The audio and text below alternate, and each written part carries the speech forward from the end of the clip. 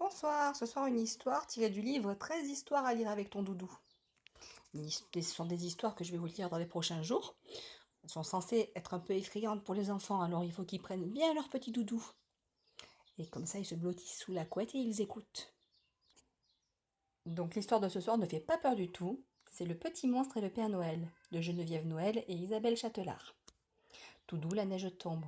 Ouh, ouh, le vent souffle. Petits enfants, le Père Noël arrive.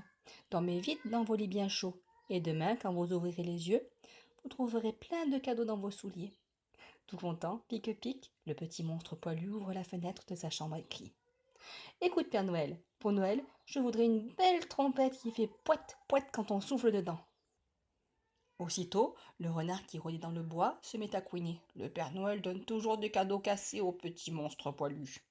C'est même pas vrai, proteste Pique-Pique. Mais le corbeau, perché sur sa branche, croasse. Ouah! Le Père Noël donne toujours des cadeaux qui piquent au petit monstre poilu. C'est même pas vrai, sanglote Pique-Pique. Clic, clac.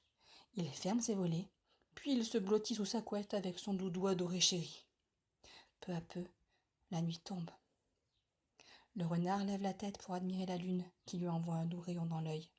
Alors, comme par magie, le cœur du renard devient tout tendre et il se dit « Je n'ai pas été gentil avec le petit monstre. » Il réfléchit une minute, puis il peint 3 pommes de pin avec de la peinture dorée. Et sans hésiter, il les jette dans la cheminée de Pique-Pique. Au même instant, le corbeau soupire en regardant les étoiles.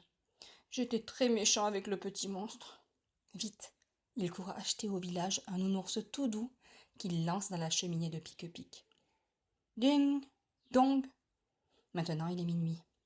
Et le Père Noël pose son traîneau sur le toit du petit monstre. Après avoir regardé sa montre, il descend à toute vitesse dans la cheminée. Crac! Il marche sur les belles pommes de pin dorées. Puis il trébuche sur le nounours tout doux et se retrouve le nez dans la poussière. Hachi! Atchoum! Le Père Noël éternue si fort qu'une dizaine de jouets tombèrent de la hotte et s'étalent autour des pantoufles du petit monstre. Sans se douter de rien, le Père Noël pose une belle trompette au pied du sapin. Puis il bondit dans la cheminée en chantonnant. C'est bizarre, je me sens léger, léger. Et le lendemain, quand Pique-Pique saute de son lit, il pousse un cri de joie. Ça alors! À côté de ses souliers, il y a plein de cadeaux. Fou de joie, le petit monstre poilu ouvre la fenêtre et poète, poète, il souffle dans sa trompette pour dire merci au Père Noël. Voilà, c'était l'histoire d'aujourd'hui.